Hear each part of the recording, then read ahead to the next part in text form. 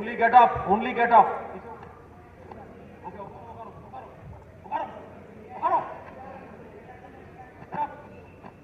Ready, go.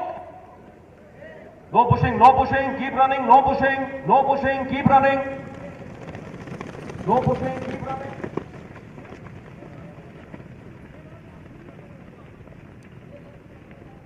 White vest leading, good, keep running, no jogging, no walking. No walking.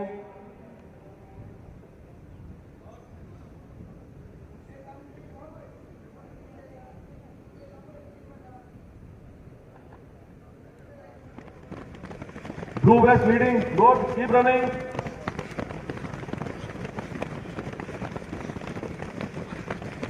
Keep running, forward. Second round.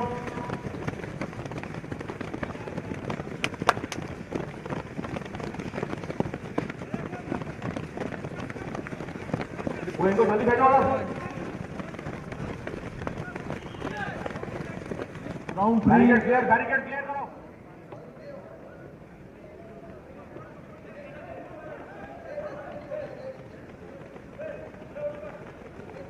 clear the ground fast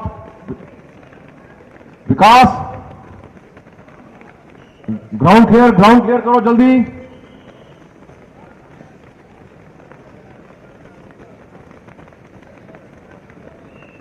third round शाबाश அப்படிதாங்க பண்ணுவாங்க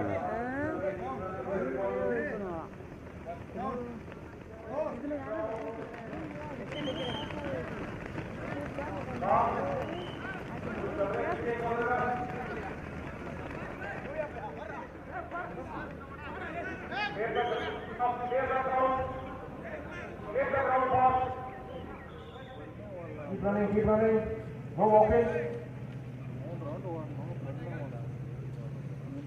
Round 2 starts. Round 2. अंदर. Round 2 starts. Round 2. Second round. Round 2. Second round. इसको अंदर करो. Madam party इसको अंदर करो दोनों को. कोई वॉकिंग नहीं इधर. ट्रैक के ऊपर कोई वॉकिंग नहीं अंदर. जबरदस्त से बढ़ाओ अंदर.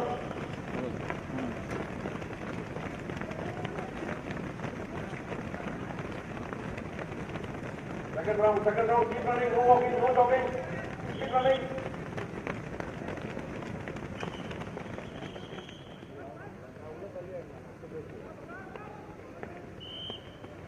Round 3, third round. Round 3, third round. SM साहब इनको जल्दी डबल से अंदर बैठाइए. Yellow west leading, yellow west. विकास.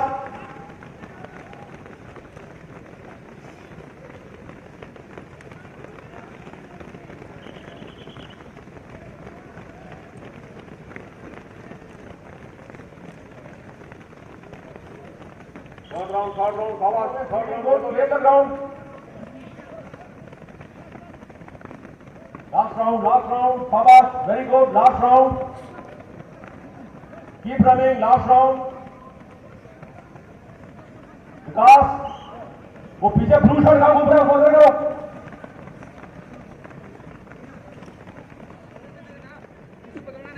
One. Keep running. ग्रुप को पीछे ध्यान रखो. 1 गुड तंबी. 1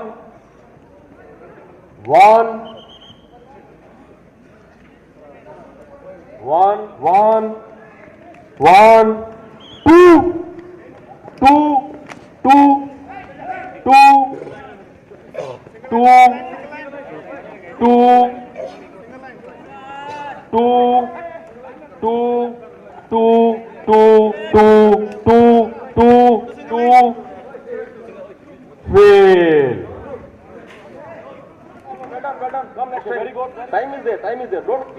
शाबाश. इसको येलो नोट अंदर करो. Get up. Clear the track. तंबी, clear the track fast. Clear the track. Good. Well done. Clear the track. शाबाश. गुड. Well done. नायडू ये नीला अंदर कर इसको. 2 टी शर्ट ओपन कराओ, टी शर्ट ओपन। 2 2 2 2 2 2 2 2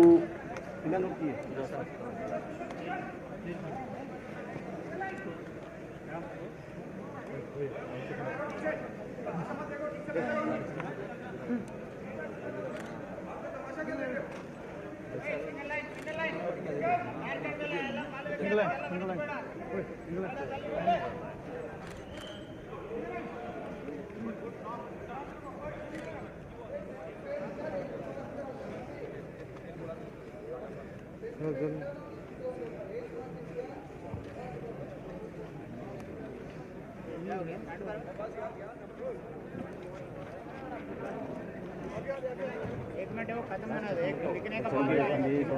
3 मिनट बैठ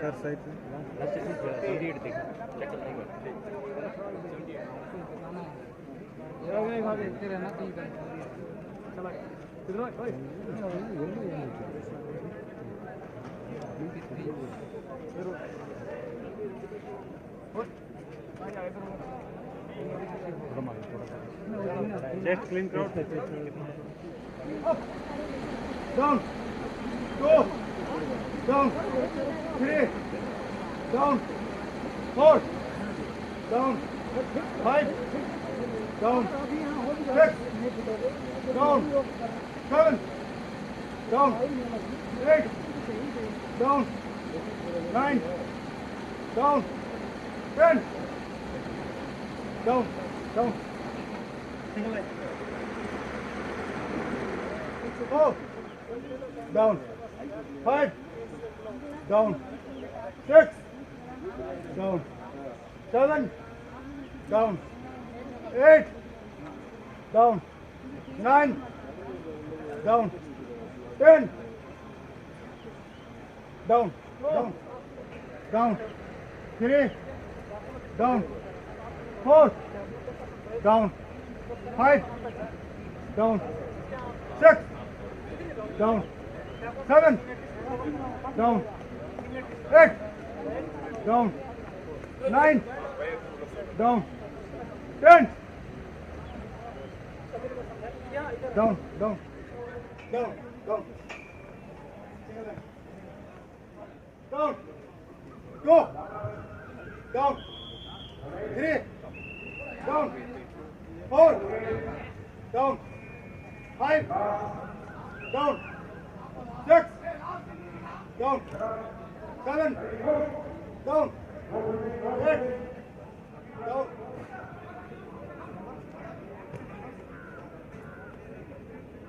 8. Down.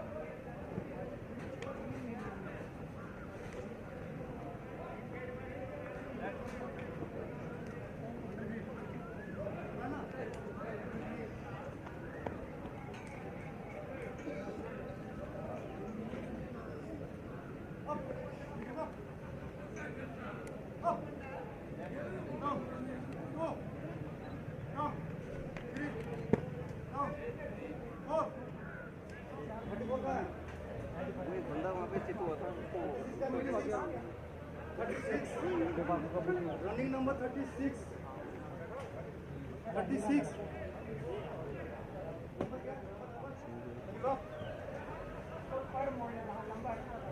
Up.